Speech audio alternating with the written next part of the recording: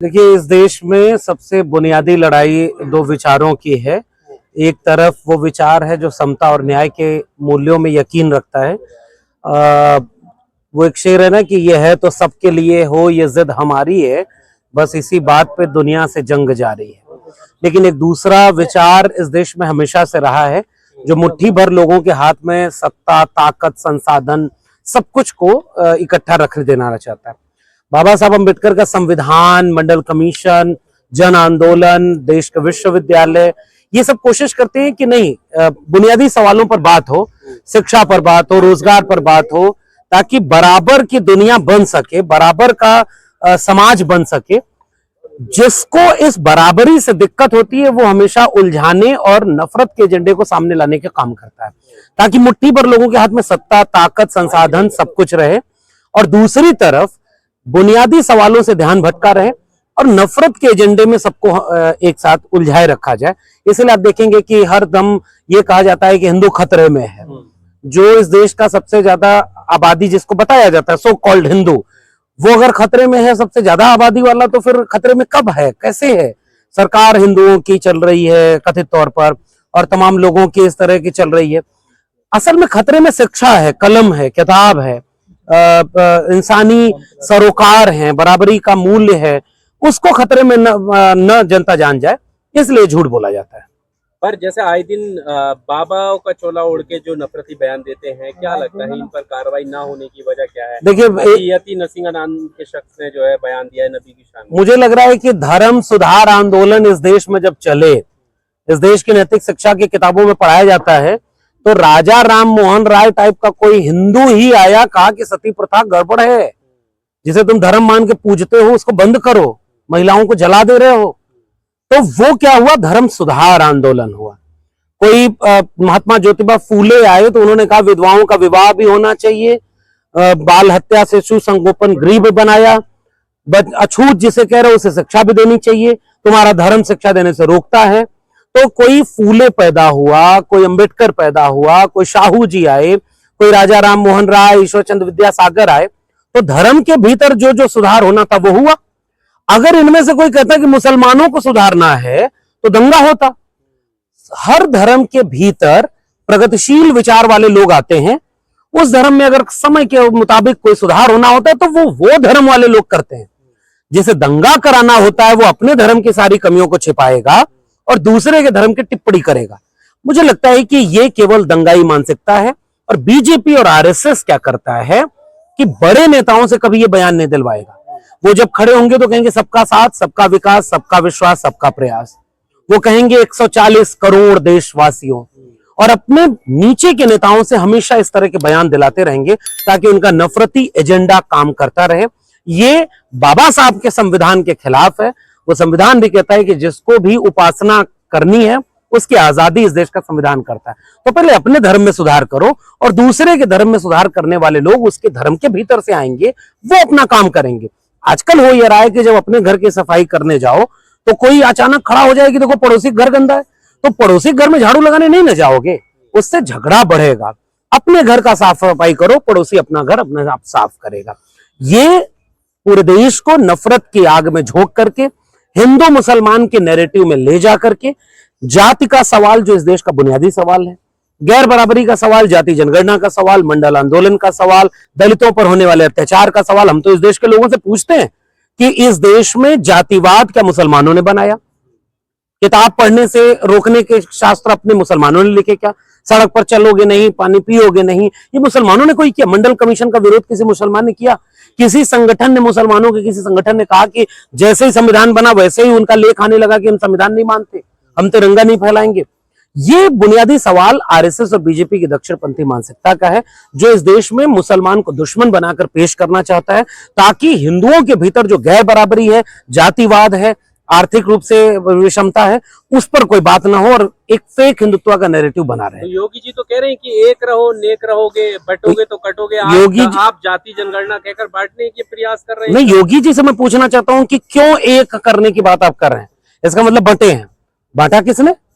अगर सब हिंदू एक थे तो योगी जी को कहने की जरूरत नहीं थी कि एक रहोगे। इसका मतलब कोई बांट रहा है, तो योगी जी बताएं वो कौन बांट रहा है? तो हम पूछेंगे कि जातियां बांट रही हैं, तो जातियां किसने बनाई योगी जी? मुसलमानों ने बनाई भारत में आके जाती। बांटा किसने इस देश के हिंदुओं को? इस देश में किसने कहा कि ये भगवान तुम्हारा नहीं है, तुम मंदिर में नहीं जा सकते, तुम इस सड़क पर नहीं चल सकते, तुम पीठ पर झाड़ू बांधोगे, तुम स्कूल पढ़ने नहीं जाओगे, तुम तालाब का पानी नहीं पी सकते, जानवर पी सकते हैं। ये तो शुक्रिया अदा करना चाहिए इस मुल्क के हर बाशिंदे को कि इस देश में बाबा साहब का संविधान लागू हो गया, इंसान को इंसान बराबर कर दिया। इसलिए बांटने वाली ताकतें हिंदुओं की कौन है ये मैं जानना चाहता हूं। वो जाति व्यवस्था है। योगी जी योगी होने के बाद काम क्रोध लोभ मोह अहंकार से ऊपर उठ जाता है, कोई सन्यासी रहता है और वो कहते हैं कि मैं छत्री हूं, मुझे इस पर गुमान है। भगवान भी मेरी जाति में पैदा होते हैं। तो भगवान की जाति किसने बताई? हनुमान जी को दलित किसने बताया? हर जाति वाले अलग अलग अपना भगवान लिए हैं। तो ये किसी मुसलमान ने तो नहीं किया ना, आपके धर्म के भीतर बंटवारा है जो आपके धर्म के लोगों ने किया, बाकी लोगों को पैर से पैदा करके गुलाम बनाने के लिए। संविधान को हम मानते हैं जो बराबरी की बात करता है, हम संवैधानिक विचार को ही इसका विचार मानते हैं। वो ये कहते हैं ना कि देखिए जात पात खत्म करने की बात करते हैं लेकिन जाति व्यवस्था लाना चाहते हैं। जैसे कि बीमारी किसी डॉक्टर के पास आप जाइए तो उससे कहिए कि जरा जांच करो, तो कहता है देखो ये इलाज कराने आए हो, जांच कराने की बात करते हैं। भाई जांच करोगे तब ना पता चलेगा कि इलाज किसका करना है। माथा में दर्द है, पैर का एक्सरे हो रहा है, इससे कभी समाज में दर्द बीमारी ठीक होगी? बीमारी ठीक करने के लिए बीमारी का जांच सबसे पहली चीज होती है।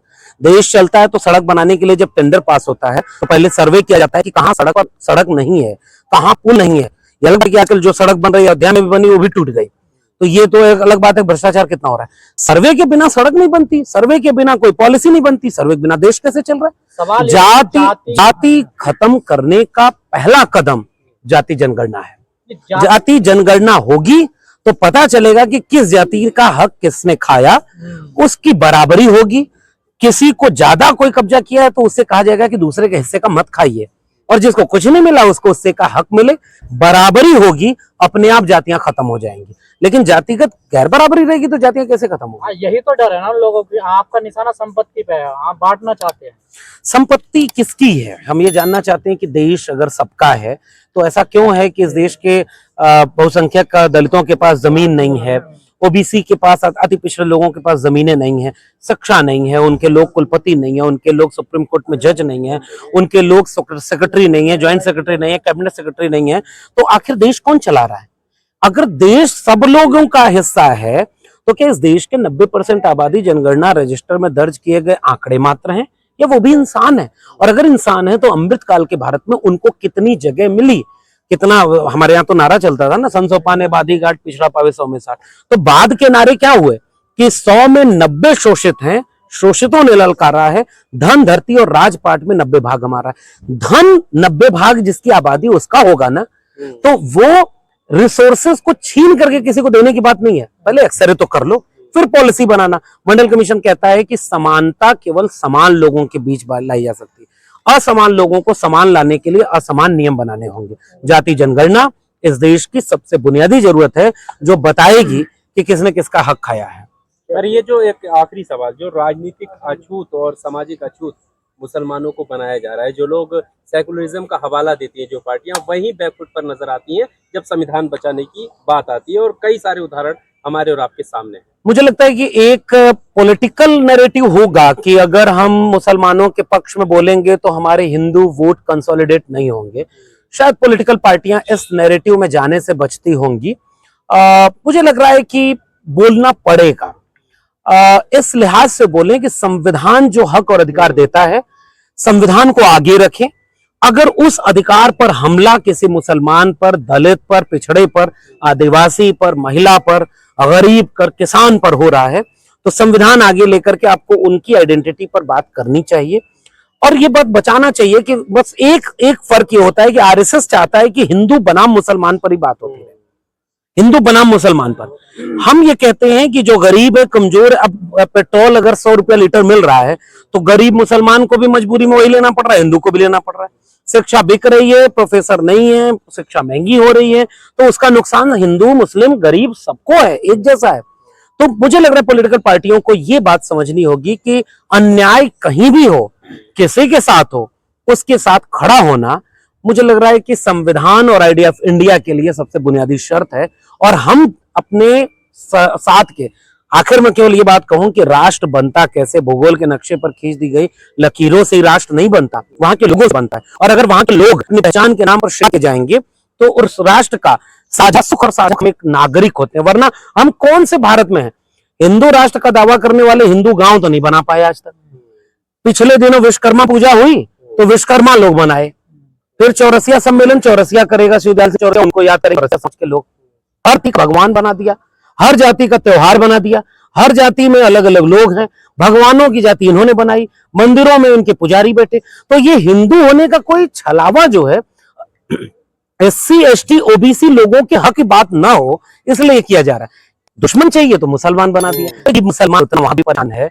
और हाँ, एक ने कविता बहुत अच्छी लिखी थी कि इंसान में हैवान यहाँ भी इंसान परेशान यहाँ भी है वहां भी।